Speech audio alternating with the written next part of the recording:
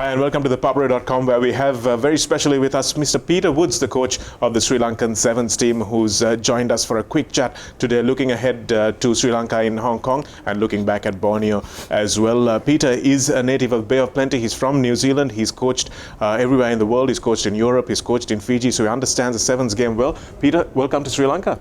Thank you. I know it's hot, but how has your first few weeks in Sri Lanka been? Still haven't gotten over the heat, so extremely hot. So no, I'm settled in pretty well now. So I've been here since mid-February.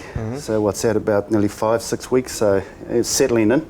Well, you had your first assignment in Borneo. That was the first time you actually looked at the Sevens team and saw what they had against other opposition. Perhaps not the greatest of results for the Sri Lankan team in terms of coming through and winning, being runners-up in the plate. But in terms of performance as a coach, how did you take that tournament, Peter? From my point of view as the coach, it's because we only assembled on March the 1st, obviously because of the club's 15s over here. Ended at the end of February, so this was a great opportunity for me to see what the guys are like on tour, what they're like before the game, what they're like during a game, what they're like after a game. You sort of pick up all their little habits on what the players like, and obviously the main thing is performance. To be sevens condition, you need to play matches. So these boys were only in camp for 2 weeks before we went to Borneo, and the sides you mentioned, we played against Australia, a Fijian team, the New Zealand team. They've been playing for 4 or 5 months, so they've got a lot of sevens under their belt, and our guys only been together for 2 weeks. So in terms of performance, it was a pass mark because of the results, how close we were to, even though we lost, it was only just, and you got to remember these guys have been playing for about 4 or 5 months already of sevens, and our guys only had 2 weeks preparation. So, how difficult is that, Peter, to get a squad which has been playing 15s rugby for the last 6 months and then have to change them into that sevens mindset in terms of conditioning, in terms of just how they approach the game? It's not easy because obviously I've got to adjust to how the rugby setup is done in Sri Lanka. Because once you finish your 15s, and then now I've got to ask you to try and be fit for sevens, and it's a total different game in terms of fitness. Because obviously we know you only got 7 players on the field, so there's no room to hide and rest as you can do in 15s. And to play at a international level, your 15s, your aerobic base has to be pretty high, because you're doing a lot of meters on there running. So at this stage, it was tough the first few weeks because our guys, the fitness levels weren't there. So I've been working on that, and obviously getting to know the players, their skill level, getting to know the players' names. So we're into our second camp now, and it's a big difference from when we first assembled. So we're into our second camp. So the players have been working really hard, and we've been making really good steps. So going back to your question about Borneo, I definitely knew we weren't going over there to win, but to me, is getting these boys, getting sevens games under their belt, and to me, preparing for the Hong Kong qualifier, to me, which is a bigger tournament. But they needed to play some sevens, so which was a big tick, the Borneo trip. And what did you learn from Borneo about the team, about the boys? What were your learnings, Peter? I learned plenty, how they react under pressure on the field, how they react off the field, watching the body language.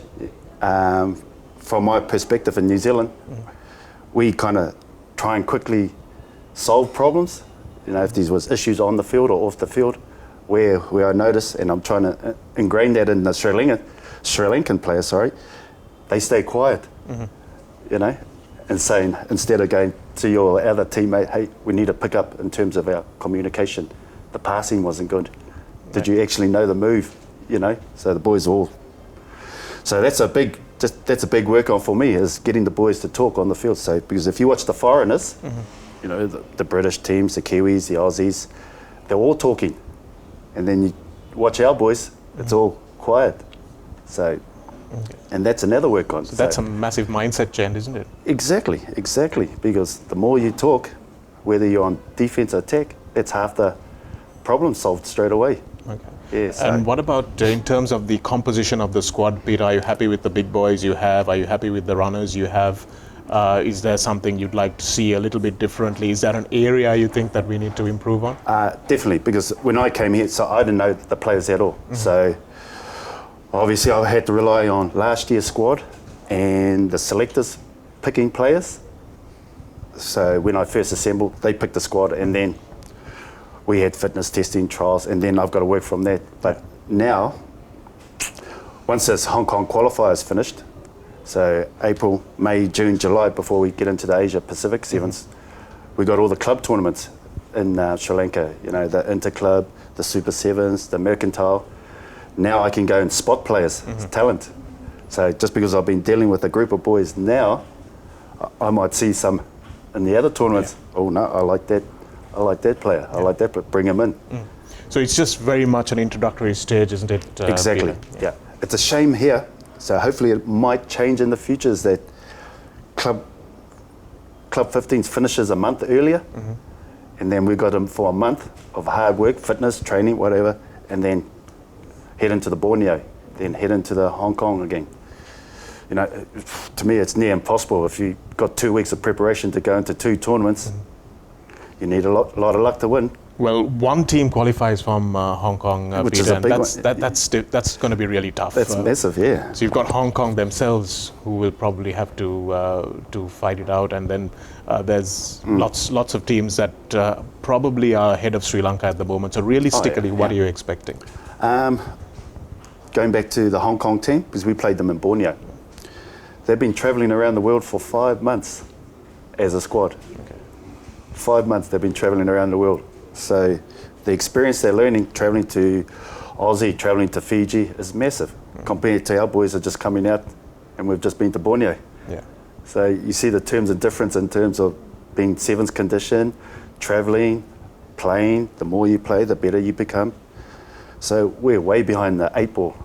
So I know that. So we're working on things to quickly upskill our players. Okay. So hopefully in the near future that might change, so where our preparation is a lot better for our boys to play at the international level. And preparation is the key to performance, isn't it? You hit it on the head. Exactly, mate. Yeah. If you haven't done your preparation properly, hope you don't expect to win. Well, Let's be real. Yeah, we've got some interesting players in the squad because guys like Surya Bandara, guys like Danushka Ranjan, who've scored points against the best sides in the world. I watched Danushka just burn a Samoan player in Hong Kong a couple of years ago, and they are very good individual players. So in terms of game planning, Peter, is that something that you take into consideration? Oh, big time. Working, we've put in structures on how to play, you know, because when I got here, what I was told, the Sri Lankan boys call themselves the Fijian boys. So I've given them a reality check. You ain't Fiji. So let's just try and stick to our structure and how we can play. Because how is that? What pattern, what moves we've come up with in terms of the players sticking to it, because you've mentioned a few of the Sri Lankan boys who are strike weapons. But you can do that over here. But on the international stage, to win, we've got to play as a squad of 7. We've got to play as a team. And that's the best results.